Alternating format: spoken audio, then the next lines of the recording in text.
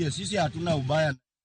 Kata beni serikal nosingo mar neno ni gitieko nyange mar nyiri kachopo higa mar 2030, nyange ma joma nyiri pod medore e kaunti ma Baringo, West Pokot gi Elgeyo Marakwet, kata malo 89 ema sani pod itimonegi nyange.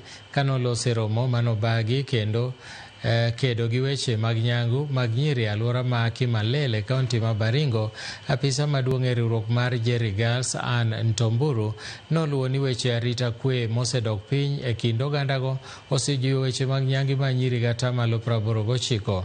Rowere ma nyiri ma bende osepondo nikech timbego koro kale chandruoge mopogore opogore, kolero ni nok mag arita osemonogi yudo kaka ginyalo reso nyithindo ma nyirigo.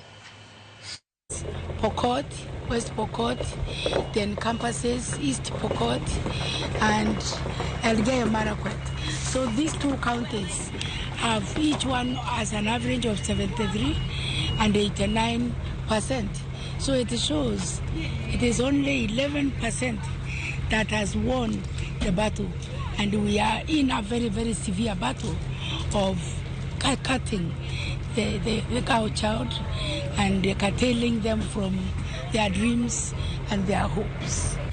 The chiefs are supportive of the work that we are doing, but if they don't have a place to take the girls, what do the chiefs do if the girls come to them? So this center and centers like it are so important for a place for the girls to have sanctuary.